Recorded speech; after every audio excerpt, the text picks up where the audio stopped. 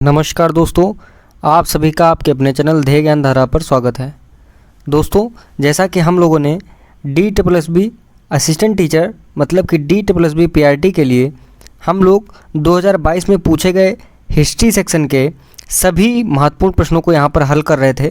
तो इसी श्रृंखला में आज यह दूसरा वीडियो है। दोस्तों, इस वीडियो को आप लास्ट तक देखिएगा, जिससे कि आपका आगामी संभवतः मई या जून में आने वाली DSSB की जो असिस्टेंट टीचर की वैकेंसी है, उस पेपर में यह पेपर जो है प्रीवियस ईयर बहुत ही मायने रखेगा। तो दोस्तों, बिना टाइम गंवाए स्टार्ट करते हैं आज का सेशन। प्रश्न है, सरोजिनी नायडू को नाइटिंगेल ऑफ इंडिया का खिताब किसने दिया था? 4 ऑप्शन दिए गए हैं, आपको एक सही उत्तर इसमें से चूज करना है। ए ऑप्शन में दिया गया है सरदार पटेल, बी ऑप्शन में रविन्द्रनाथ टैगोर, सी ऑप्शन में राजेंद्र प्रसाद और डी ऑप्शन में महात्मा गांधी। तो दोस्तों, सरोजिनी नायडू जी को नाइटिंगेल ऑफ इंडिया का खिताब जो है वह दिया था महात्मा गांधी ने। तो इसलिए यहाँ पर जो सही उत्तर हो जाएगा वह हो जाएगा आपका option number D, Mahatma Gandhi. दोस्तों, यहाँ पर हम केवल प्रश्न और उनके उत्तर नहीं करने वाले हैं, क्वेश्चन से संबंधित जितने भी इम्पॉर्टेंट फैक्ट बन सकते हैं वह सब यहाँ पर हम लोग डिस्कस करेंगे, जिससे कि इस प्रश्न से रिलेटेड कोई भी प्रश्न आपको दिखे तो आप वहाँ पर उसको सही टिक कर सकें।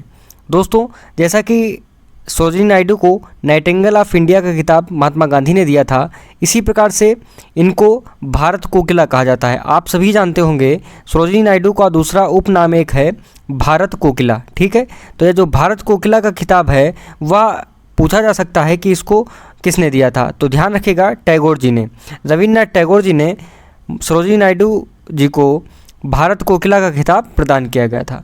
दोस्तों, दूसरा फैक्ट सरोजिनी नायडू जी के बारे में यह बनता है कि इन्होंने सन 1925, ध्यान रखिएगा जो ये ईयर है 1925 में इन्होंने कांग्रेस अध्यक्ष जो है या बनी थी, प्रथम महिला थी, प्रथम भारतीय महिला थी जो है कांग्रेस अधिवेशन की अध्यक्ष बनी थी, ठीक है।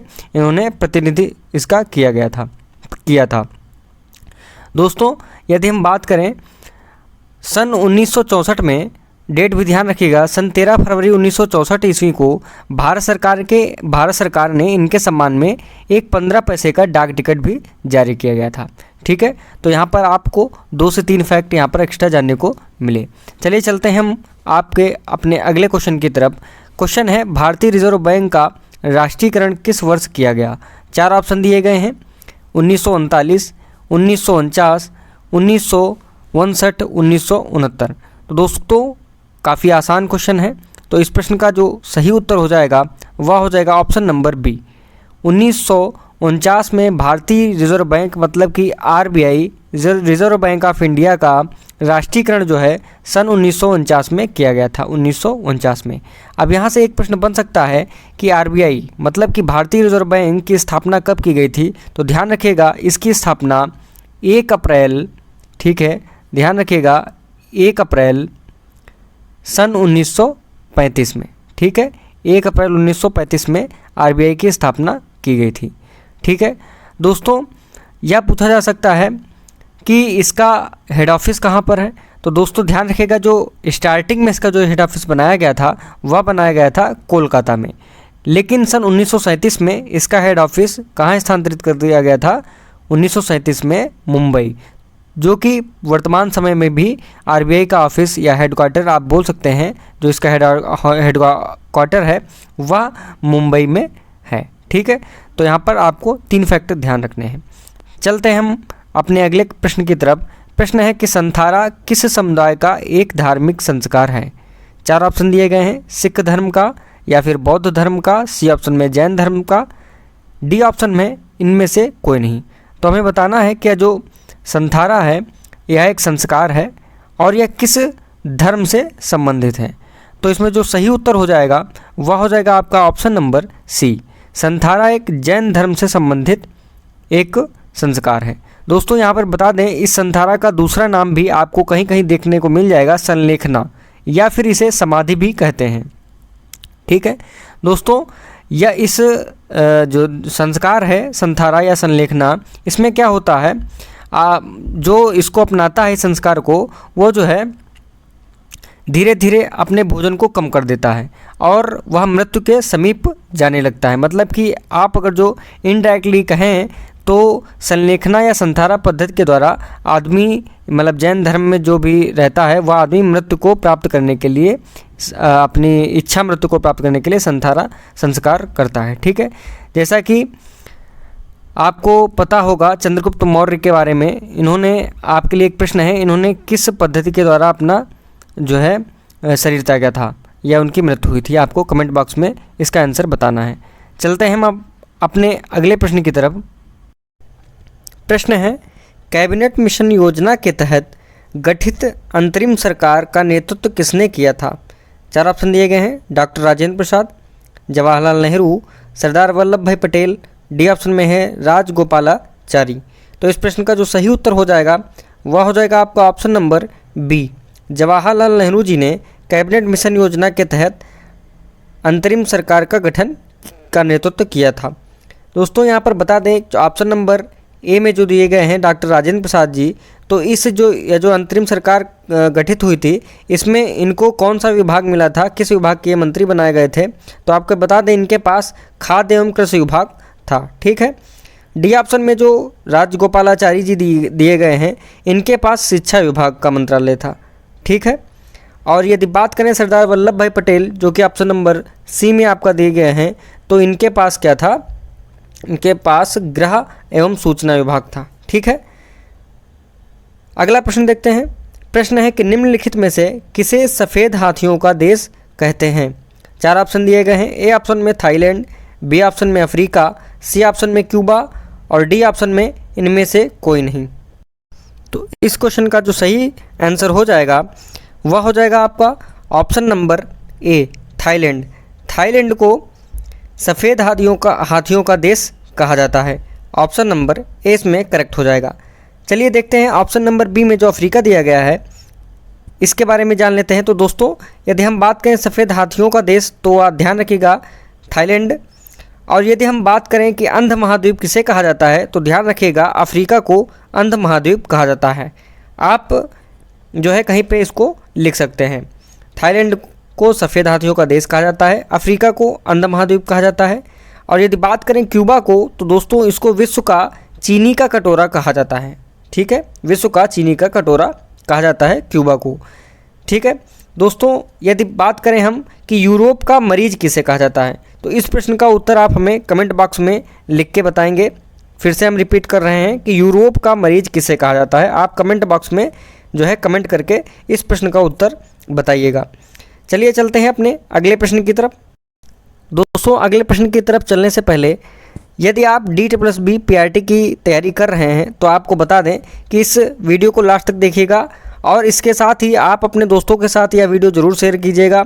और आपको बता दें कि हम इस प्लेटफॉर्म पर, इस चैनल पर DSSB की पूरी तैयारी करेंगे। सबसे पहले हम लोगों ने स्टार्ट किया है, जो प्रीवियस ईयर क्वेश्चन हैं PRT के DSSB में पूछे गए हैं, वह यहाँ पर सब्जेक्ट वाइज, टॉपिक वाइज यहाँ पर और जो है सेक्शन वाइज यहाँ पर हल कर रहे हैं। दोस्तों, आगे हम बहुत सारे प्रैक्टिस सेट करने वाले हैं और एग्ज़ाम की डेट तक आते आते, एग्ज़ाम का फॉर्म आते आते हम जो है कम से कम 50 टेस्ट कर चुके होंगे, यहाँ पर प्रैक्टिस सेट कर चुके होंगे। इसलिए आप जो है हमारे चैनल पर अगर यदि नए हैं तो आप इस चैनल को सब्सक्राइब जरूर करिए और अपने दोस्तों के साथ शेयर कीजिए, और जिससे कि हम लोगों का मनोबल बढ़ता रहेगा और अच्छा आपके सामने अच्छे अच्छे प्रश्न हम लेके आते रहेंगे।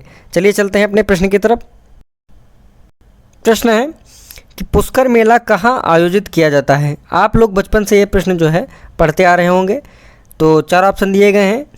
तो इस जो प्रश्न का जो उत्तर हो जाएगा, पुष्कर मेला राजस्थान में आयोजित किया जाता है। ऑप्शन नंबर डी इसमें एकदम करेक्ट हो जाएगा। दोस्तों, राजस्थान का अजमेर ज़िला है, वहाँ पर पुष्कर झील है। पुष्कर झील के किनारे ही पुष्कर मेला आयोजित किया जाता है। ठीक है, ध्यान रखिएगा।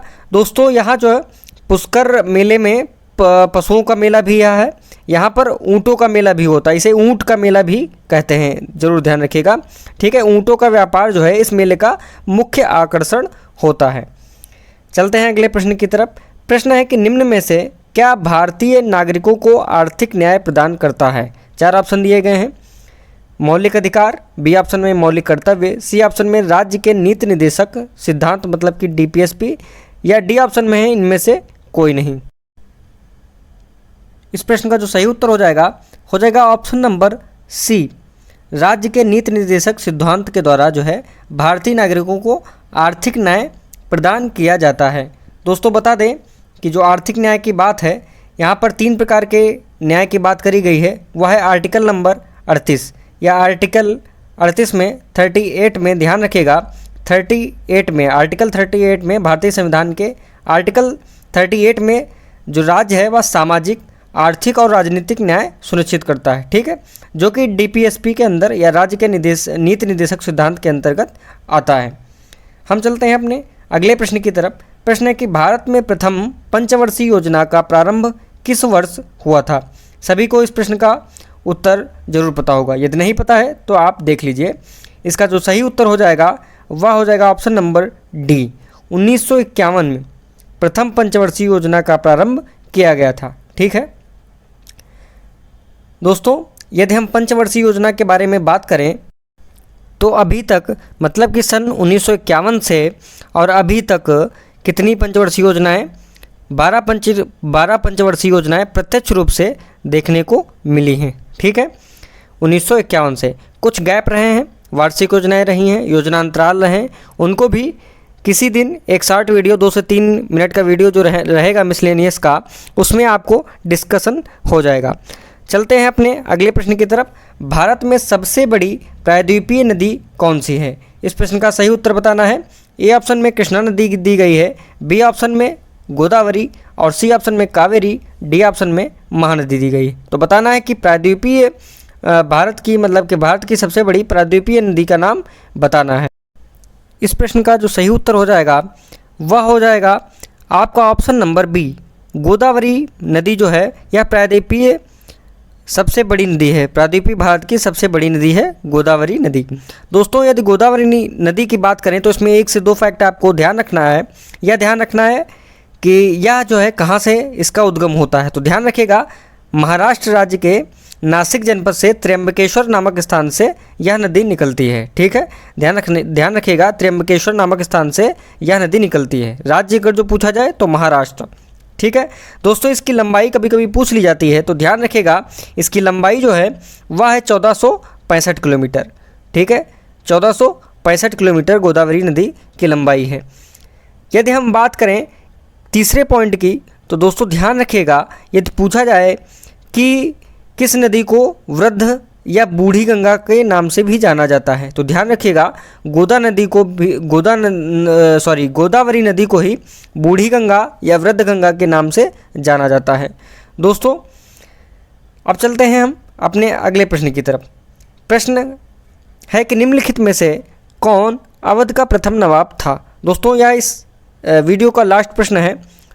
दोस्तों बताना है कि निम्नलिखित में से कौन अवध का प्रथम नवाब था। ए ऑप्शन में आसफुद्दौला, बी ऑप्शन में सादत खां, सी ऑप्शन में कह रहा है कि ए और बी दोनों, डी ऑप्शन में इनमें से कोई नहीं। तो इस प्रश्न का जो सही उत्तर हो जाएगा वह हो जाएगा आपका ऑप्शन नंबर बी, सादत खां जो है अवध के प्रथम नवाब थे, ठीक है, सादत खां। दोस्तों इनका पूरा नाम था सादत अली खां। इनका टाइम पीरियड था 1722 से 1739 तक। दोस्तों यह तो बात हो गई कि अवध के प्रथम नवाब की। यदि कभी कभी पूछ लिया जाता है कि अवध के अंतिम नवाब का नाम क्या है, तो ध्यान रखिएगा नवाब वाजिद अली शाह, ठीक है। ध्यान रखिएगा नवाब वाजिद अली शाह जो है ये अवध के अंतिम नवाब थे। दोस्तों इसी के साथ यह जो है हिस्ट्री से जो भी क्वेश्चन पूछे गए हैं DSSB PRT में, दोस्तों वहाँ आपके सामने सभी सॉल्व करा दिए गए हैं। दोस्तों आपने यदि वीडियो को लास्ट तक देखा है, आपको यह वीडियो ज़रा सा भी पसंद है तो आप इस वीडियो को लाइक कीजिए और अपने दोस्तों के साथ शेयर कीजिए। और आप इस चैनल पर नए हैं तो हमारे चैनल ध्येय ज्ञानधारा को सब्सक्राइब कीजिए। धन्यवाद।